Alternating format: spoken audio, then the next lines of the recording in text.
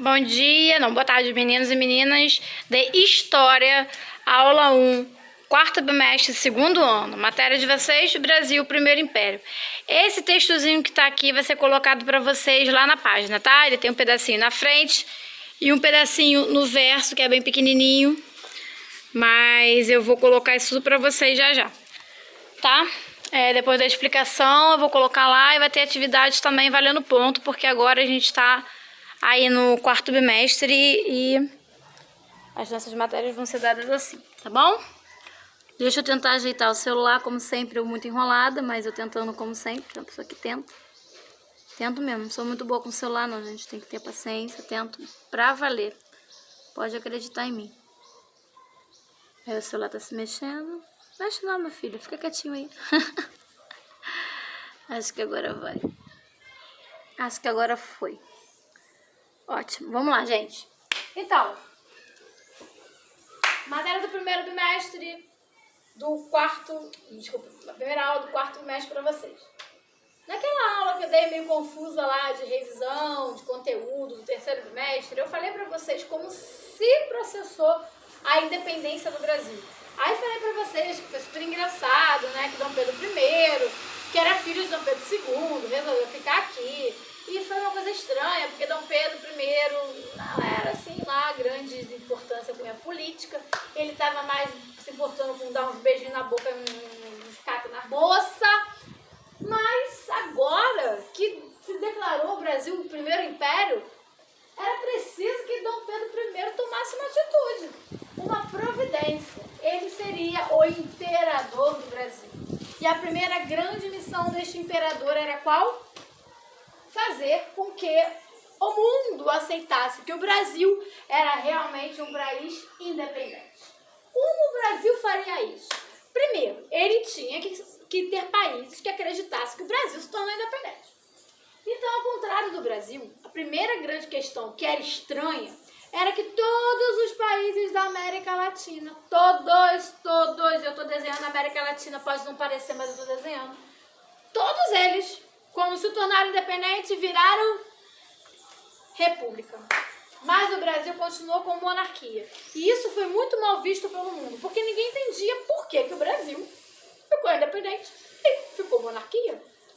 Não teve um presidente, ficou na mão do filho do rei, que era o imperador do Brasil, mas tem muita coisa estranha nisso.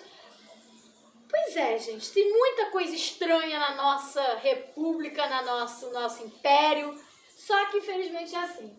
Brasil se torna independente, mas continua monarquia. Quem governa é um monarca, não um presidente eleito pela população, que na verdade nessa época não entendia nada de nada.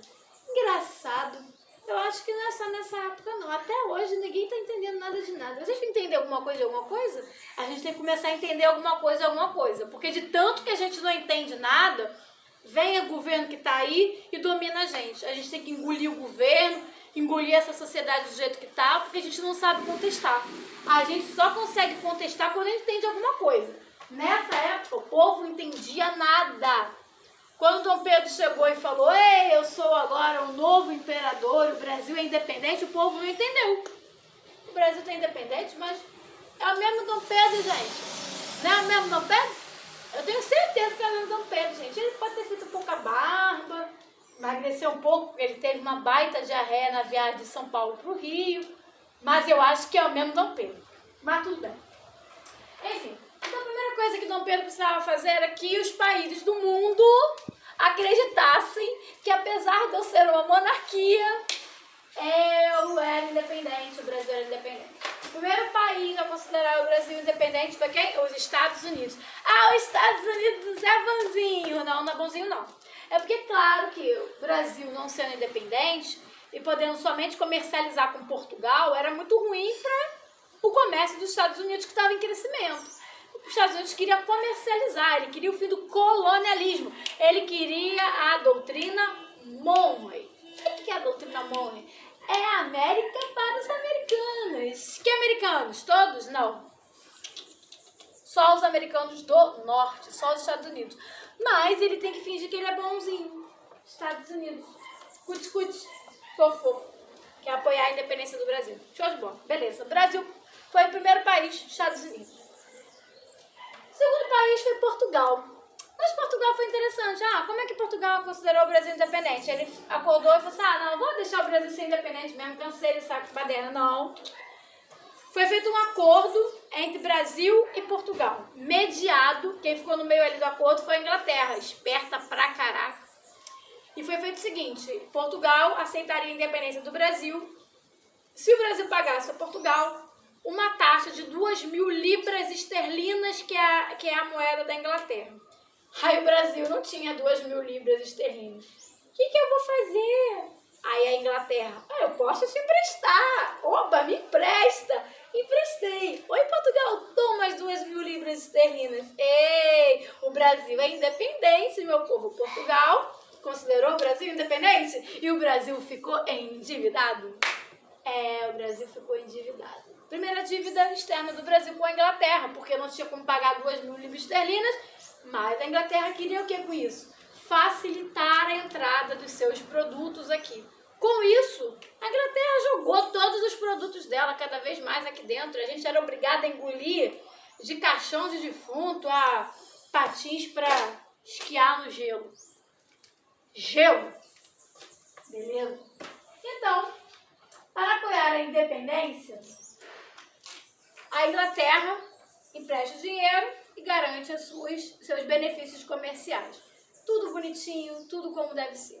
Ao assumir esse império, Dom Pedro diz assim, agora que eu sou imperador, eu vou criar a primeira Constituição do Brasil.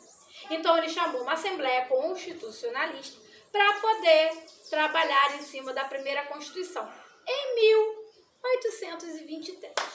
Aí eles começaram a elaborar, escrever, aí apresentaram para Dom Pedro. Aí Dom Pedro leu e falou, opa, vocês querem anticolonialismo, beleza, que o Brasil não volta a ser colônia de Portugal. Concordo, tá tudo bem.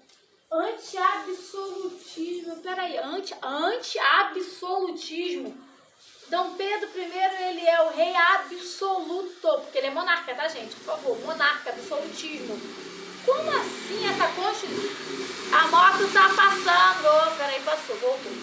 Como assim eu vou deixar de ser o rei absoluto? Que isso, gente? Não, essa Constituição não gostei, não.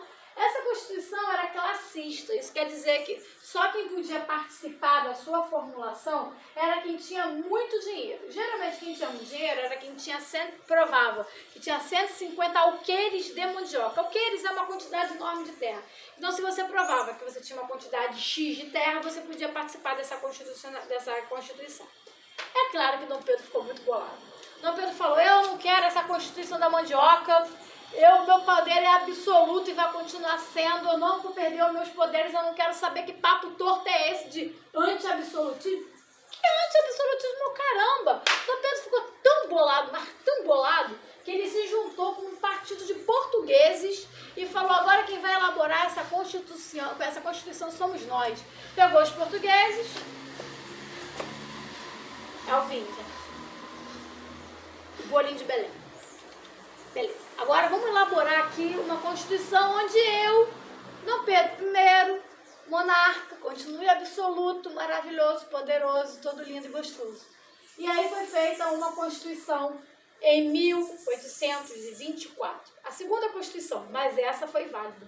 Essa ele fez o quê? A divisão dos poderes em 3. Executivo, legislativo e judiciário. Ou seja, cada um teria um poder, mas acima de tudo que está do outro lado, ele criou um poder lindo, gente, só no Brasil, gente, só aqui. Ele criou o poder moderador. Que poder moderador? Era assim, gente, passava pelo executivo, pelo legislativo, pelo judiciário, todos eles negaram, mas o imperador ele quer. E como ele tem um poder moderador, o imperador, não importa se todos os outros disserem não, se ele quer sim. E acontece o contrário também, tipo, se todo mundo falou sim e ele quer o não, ele tem um poder moderador. O poder moderador é o poder absoluto do rei sobre todos os outros poderes. Era meio que dissesse assim, esses 3 poderes aí são enfeites. O que vale mesmo é minha vontade. Para isso serviu o poder moderador. E além disso, está do outro lado aqui, ele fala que o voto é censitário. O que é voto censitário? Ah, qualquer um pode votar?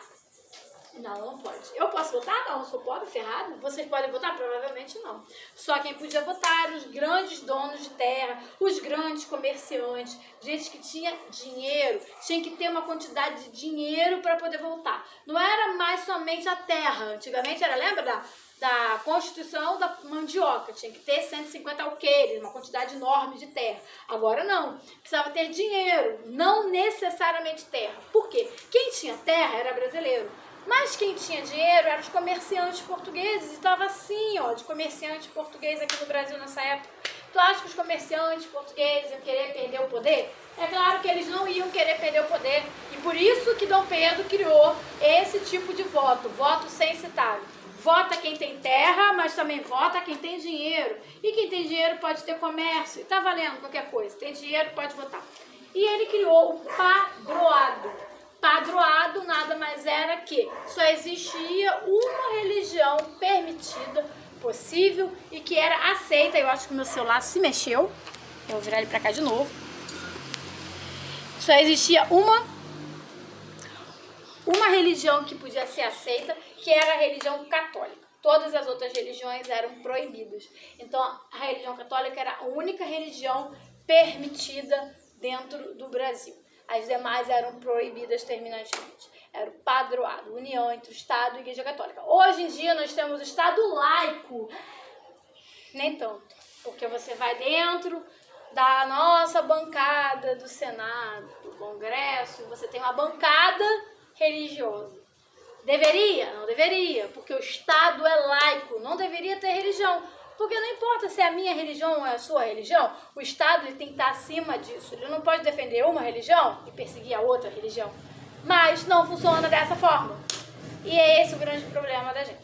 Bom, então a matéria é essa. Esse é o primeiro império, o iniciozinho do primeiro império, a primeira Constituição, como que o Brasil foi reconhecido mundialmente, né, para ser aceito como um país independente. Os Estados Unidos, o que queria mais era comercializar, defendendo a teoria da América para os americanos. A Inglaterra, que financiou a dívida com Portugal para poder ficar sendo a credora do Brasil, né? A primeira Constituição, que queria limitar o poder do imperador e não conseguiu, porque o imperador deu um pontapé no bumbum lá do pessoal da Mandioca.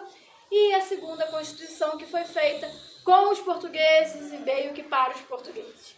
E esse é o iniciozinho do nosso Brasil Império. Vai ter atividade para vocês lá na plataforma. E qualquer dúvida pode perguntar lá que eu explico também. E é isso, galera. Beijinhos.